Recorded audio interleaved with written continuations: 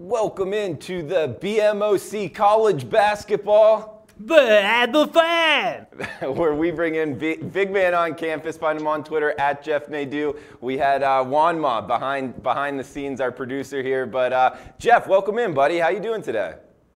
I'm doing great, Drew. How are you? I'm doing good, man. I guess we're running a little bit behind, but overall here in Costa Rica at the office, it's a good day. We just had a bunch of cake. Sophie, who puts a lot of stuff on, it's her birthday, so happy birthday, Sophie. But all else is well with you in I guess Pennsylvania.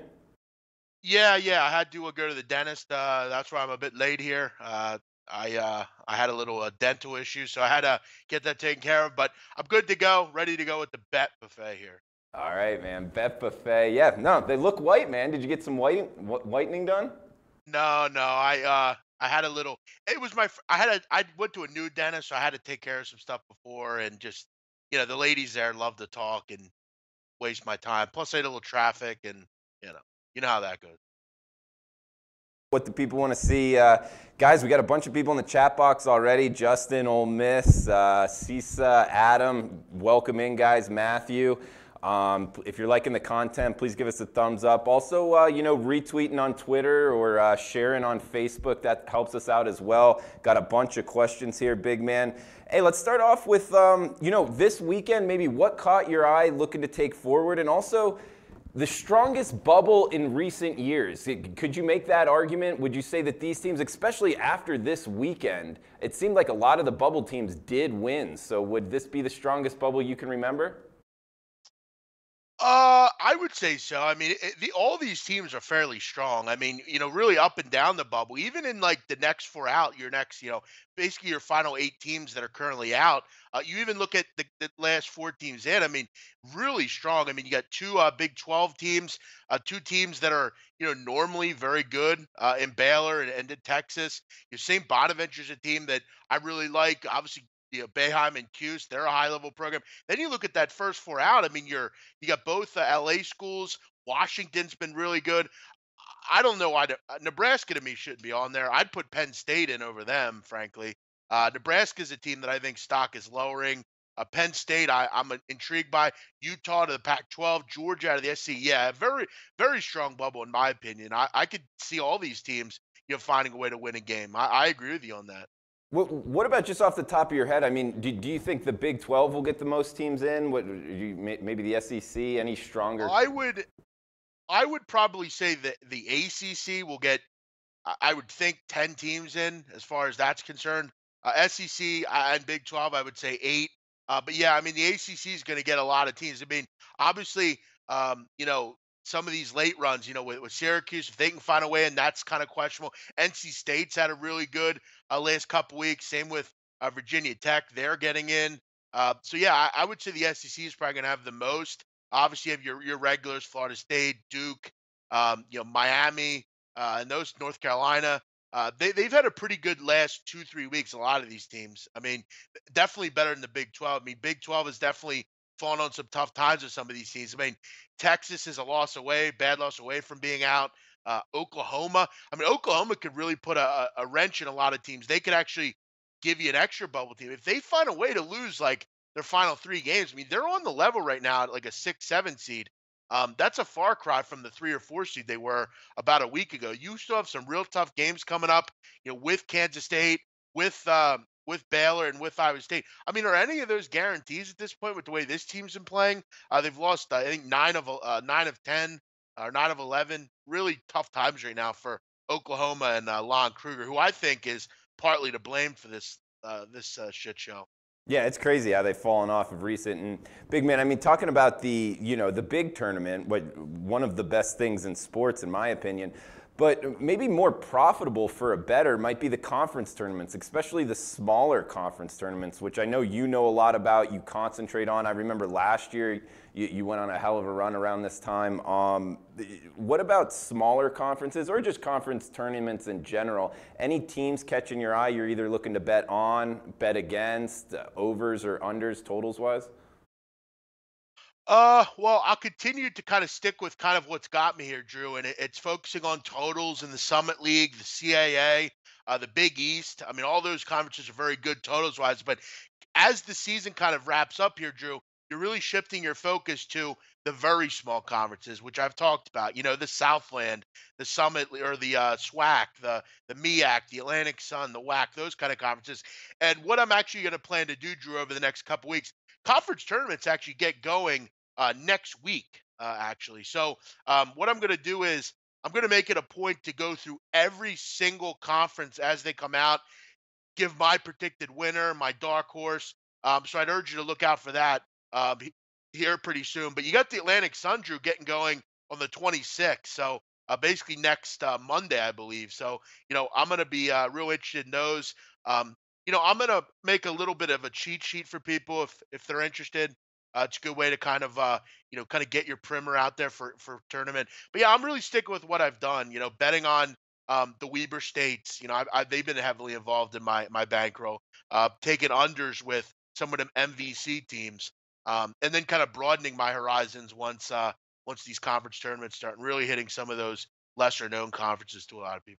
And Jeff, how are you going to get this out? Are you doing videos, or are you going to just put it out on Twitter? Or? I'm gonna probably go ahead and put videos out. 5-minute video for each conference. There's 31 conferences, so I figure, be a lot of time, but it's something that I could do kind of sporadically. They don't come all at the same time, so I could start on the 26th, and as they come out, have them out a couple days early, and yeah, they'll be put out. So yeah, I'd look for them. Where they'll be hosted, I'm not sure if that's something SBR will want to do or whatever, but nonetheless, I'll make sure I get them out to people. No, man, it sounds good. I'll put in a good word for you. It could be a profitable thing here going into conference tournament betting.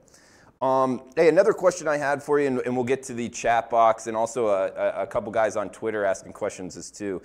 Do you take senior night into account when betting college basketball? Either looking to bet on a team with a bunch of seniors on senior night, or do you just it's just another game? Because a lot of these teams do play in like another tournament, even if it's not the big tournament, big man. The CBI, the Vegas one. Do you take senior night into account?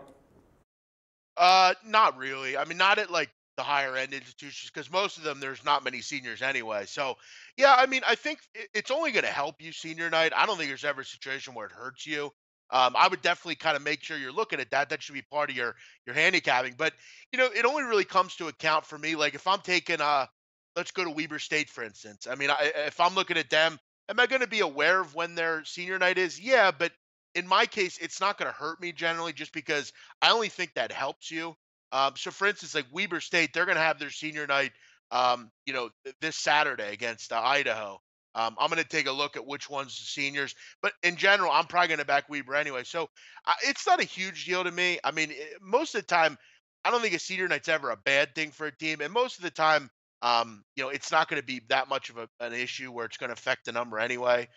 So no, I can't say I put much stock in it. Not really on the senior night thing. And what about Auburn Tigers? Another guy just went down. It's crazy. Anthony McElroy. He was I believe their best big man. Like 6'7", and they're already a small team. As far as like teams that actually have a shot at going far in the tournament, I would think that they're the smallest out of any team. They lose arguably their best big guy. Would you look to fade the Auburn Tigers? I mean, they have made a lot of money for their backers, so it might be a kind of like sell high opportunity here, big man.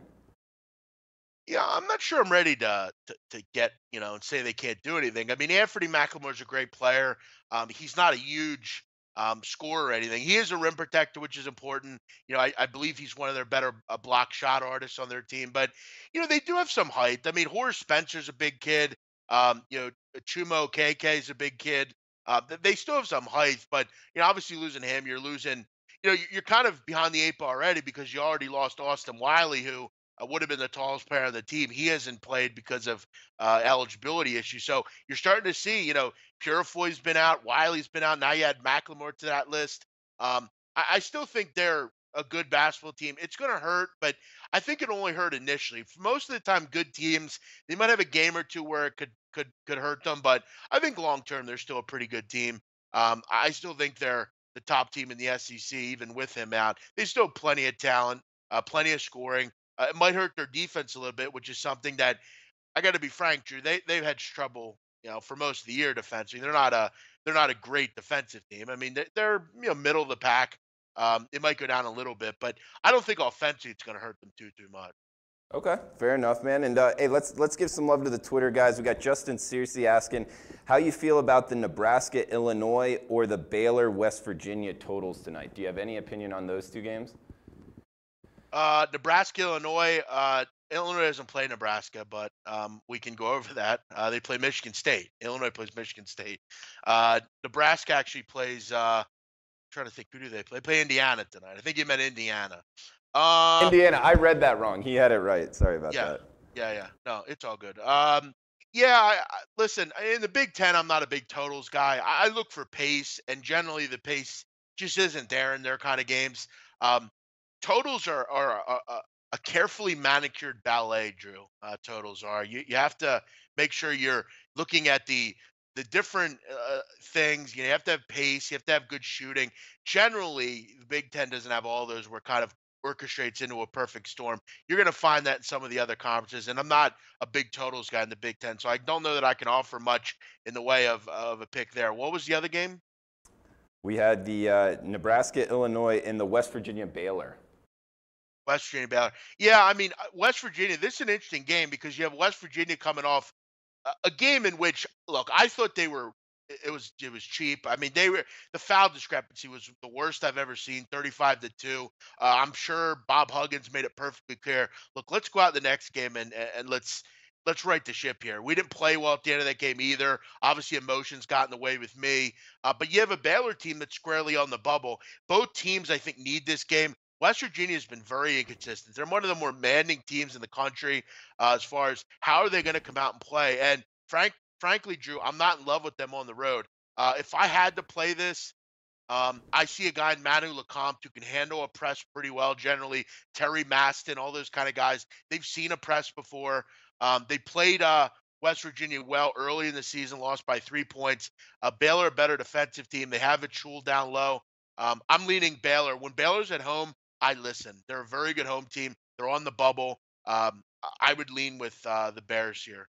And Baylor performs well against the press, against West Virginia in recent past? Yeah, I mean, for the most part. I mean, I look at, for instance, I look at this year. It wasn't really that they played well, but they were great defensively. They were able to kind of out-rebound them, and that's the big thing, out-rebounding. They didn't actually play that well against the press. They had 21 turnovers, but they found other ways to win by rebounding the basketball, second chance opportunities.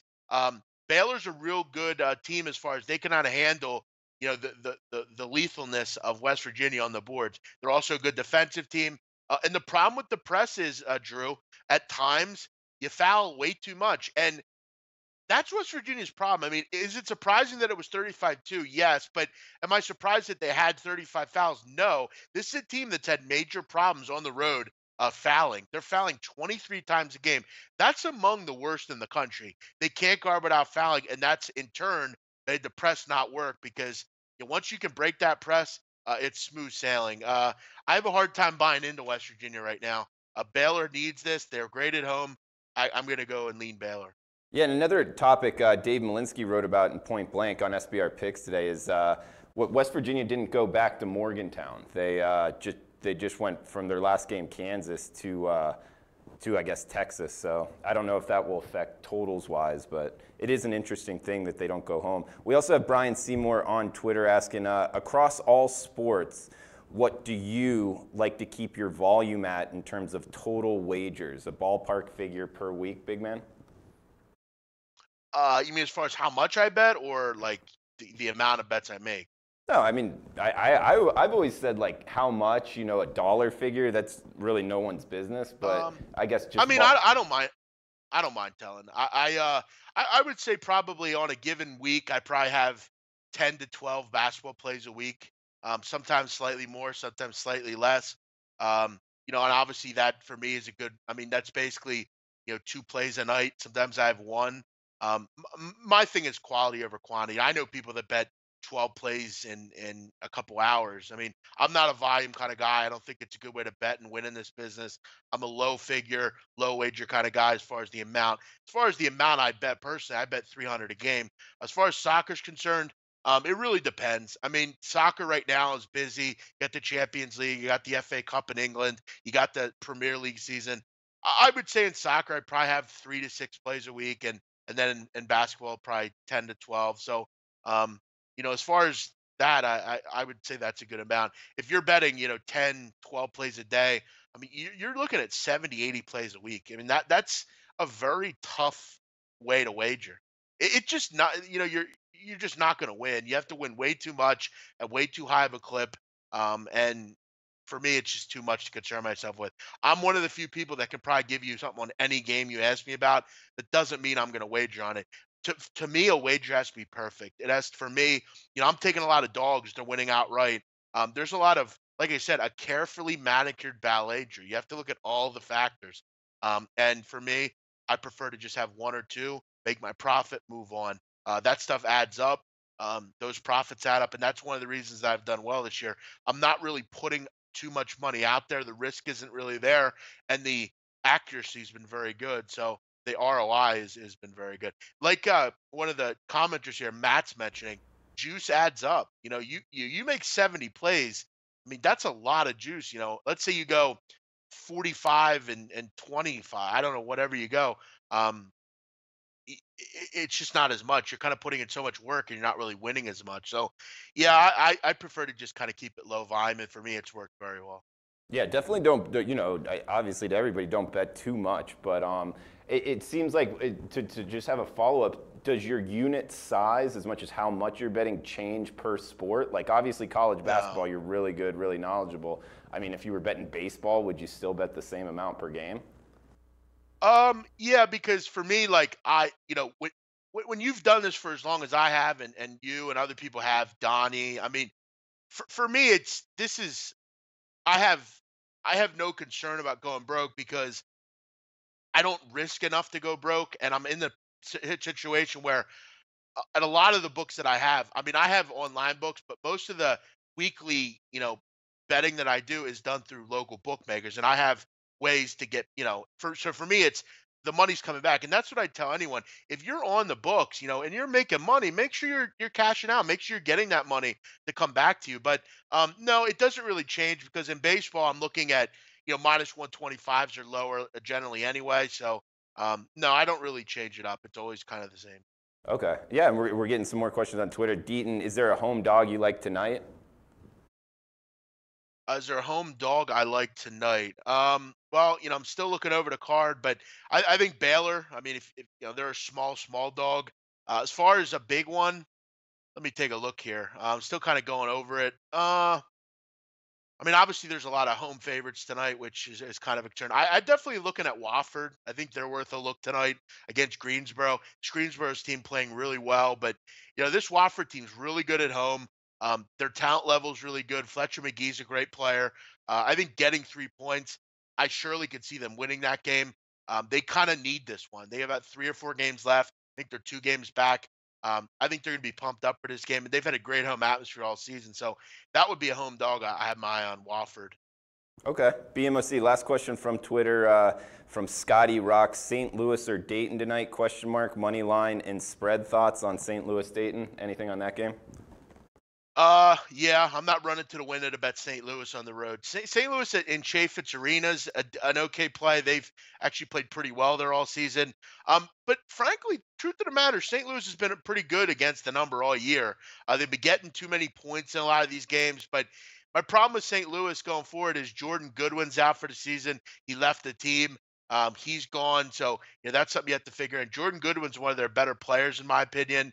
And that's a big loss. But St. Louis has been pretty honorable this year. They've been able to cover a lot of numbers, and they're facing a Dayton team that it's really been the stark difference to them. They haven't covered any games, and defensively they've had major trouble.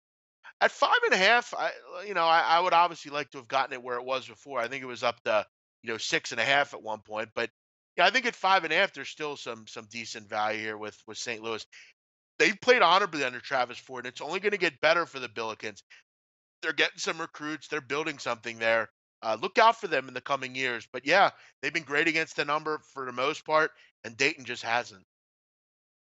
Big man, we got a bunch of guys saying what's up, getting a lot of love in the chat, saying be interested in the cheat sheet that you're talking about. So that one would be good. Yeah, it's more or less going to be. I'm just going to put out videos for each conference. Give you something to look out for. It's obviously a lot of undertaking. I mean, it's 31 conferences at 5-7 minutes apiece. It takes a lot of time, but we'll put something out. I've done this all year. It's worked out well for me. I've enjoyed dealing with a lot of the people. And I'm actually, Drew, going to be at the Final Four, so I'm going to put out some good content with that. Try to get some cool things going there. So should be a lot of good information coming out. What are you doing in the Final Four, you said? I'll be at the Final Four. I'll be at both semifinal games and the actual game itself. So the national championship. So should have some good stuff there. Hope to see maybe I can do some random stuff down there. Good information. See what I can find. Dude, that's awesome, man. That sounds like fun, bro. Hey, what's up, guys? Miles, War Eagle, dude. Alex, Melvin. Everybody's saying what's up. Justin again. Wait, anything else you want to throw out there, big man, before we shut this down? Yeah, I've seen a commenter throughout the days here on the videos asking about NC State. As far as why the line's going down, I'm not too sure. I would imagine people are betting Boston College here. Maybe they just think this line's a little too high. I can't really answer that. I don't know. I don't see any injuries. NC State obviously needs this game. From what I see, there's a lot of money coming in on Boston College. The public likes Boston College. They might think this is a lot of points. It's one of the highest wagered games today as far as one side. So that's probably one of the reasons the line's dropped the way it has. But as far as anything else, I'll go over most of the stuff a little bit later. I haven't decided on a play of the day. I do see some totals out there that I have my eye on in some of the conferences that I enjoy. Central Michigan, I'm going to look more into them tonight. They've been pretty good against the number all season. I'll be interested to see kind of, look more into that one. They can score with anyone. They might be worth a look. Anytime you can get Central Michigan as a dog, it's always favorable, Drew. They don't turn the basketball over. They don't foul at all on defense. And they're 80% from the free throw line. They're among the best in the country. So they're able to hang in games. I had a game the other week, Drew, where it was an over with Buffalo, and they scored 70 points in the final 9 minutes combined for the game to go over. So they're a team where, when you have that game late where you need to make foul shots, make foul shots, you gotta do those little things. They're a great team because they're able to kind of get to the line, make their shots, and they're gonna, the other team generally, if you're facing a team, a lot of the time they're a good 3-point shooting team, Central Michigan. So they find ways to hang in games late and kind of get totals up and over. So I'll be looking at them as well. As far as the rest of the card, guys, again, most people know the strategy for me. I come on here. I generally have a show later in the day. If you're interested, feel free to listen in. I'm going to go over all the games. But Drew, always fun doing the bet buffet with you. I appreciate it. And as the season goes on, I'm looking forward to it as well. Yeah, man, it will be fun. We're also doing some special stuff for March Madness, so stay tuned for that. Big man doing a lot there. Juanma, anything from behind the scenes? All right, bro. Well, yeah, for Big Man on Campus, at Jeff Nadeau, I'm Drew Martin. We'll see you next week, same time, same place. Thanks, guys. Thank you.